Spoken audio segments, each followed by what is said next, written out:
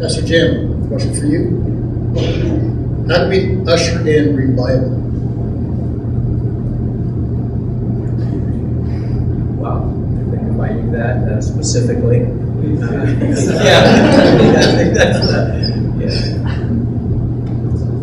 Yeah, I don't think that's a great question, because I think we all want to see revival, but clearly, from a biblical standpoint, though, revival always starts with an individual. And so it's an individual heart that is exactly what was just being spoken about, but that is repentant, that is turned away from sin, turned away from the things of the world, and is following the Lord intimately, that is open for and is living a revived life. And there is the potential for that, and there should be a sparking of that. So, to me, I think there's large-scale revivals we saw, with Pastor Chuck, with these crazy people like, Don and Al and people like that.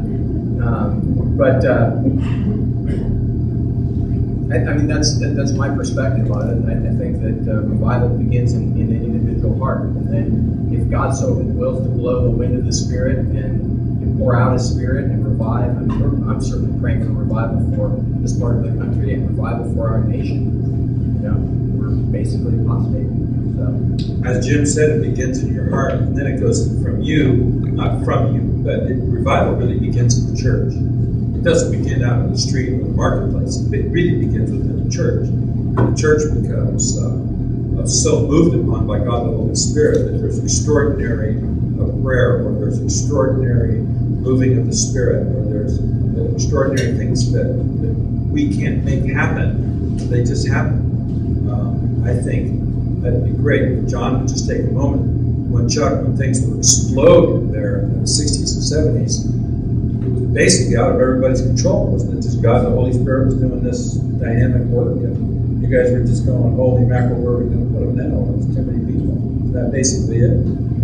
Well, that's part of it. I think that's part of it. There's personal revival. There's revivals, I think, that happen in churches at times where God just has an incredible visitation and a lot of ministries going on. It's very wonderful. And then there was something going on in the 60s and 70s. There was really a tremendous revival. And it was, if you would look back and you looked at anything that was going on in the Christian world in the 60s and 70s, there was an outpouring of God's Spirit on anybody that was almost doing the work with the gospel. Billy Graham's ministry exploded. Campus Crusader of Christ exploded. Then Navigators exploded. Young Life. All of these movements had probably their greatest era. Some of them were birthed at that time, but just phenomenal things were happening on campuses, in the military, high schools, junior highs. Jack Hayford's ministry exploded. Chuck Swindoll's ministry exploded. John MacArthur's ministry exploded. There was Methodist churches that were preaching the gospel. Charismatic Catholics. There was just something going on all across the country. Worship came alive. Hosanna, integrity, music. It exploded in its world. The Assemblies of God were exploding. The second chapter of Acts, Andre Crouch.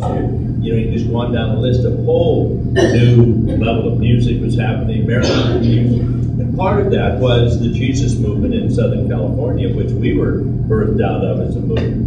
And which I think one of the reasons we have kind of continued beyond a lot of that kind of died off is that where the word has been taught, like when John MacArthur continued and Chuck Swindoll kind of, and where they focus, continue to do things, their churches and ministries continue. Calvary continued, where Chuck had this tremendous release of where he would give the word to people and say, go take it and use it. For a lot of people, they want to put you through seminary and put you through a process and put you through other things, and I think stifle, some of the things that could happen. But in terms of who we were really born at a time where there was something happening that swept across this country that anybody that was there then and now is looking, praying it would happen again. It was a sovereign work of God that no man created.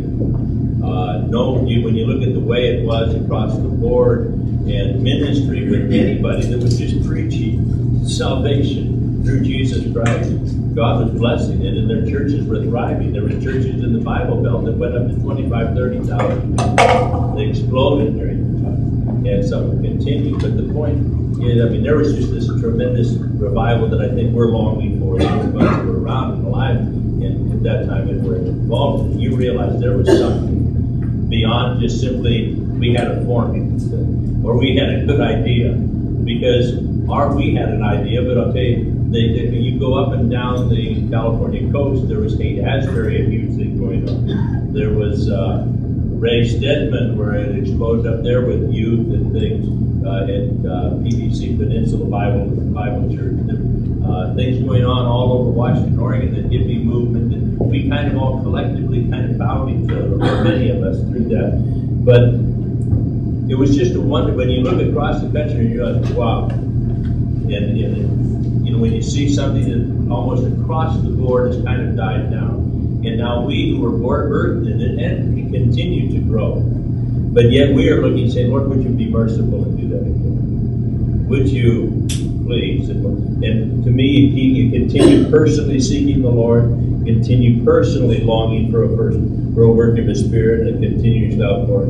You continue in your churches, you know, seeking and worshiping with all your heart, seeking God, seeking His Word, and the fruit continues, the body continues, people get saved, churches get born out of it. And there's just that healthy kind of growth that happens just through healthy churches. We'll do that, always have through history, in or out of revival times. But there's also these tremendous times that have happened in church history that you realize when you look at it. The Welsh revival, Azusa Street. I mean, you'll see some of these things and you realize there was a visitation of the Spirit that was incredible. And we're just praying God will be merciful and do it again. Would you please do it again? We'll continue with everything you've shown us to be and do within our churches.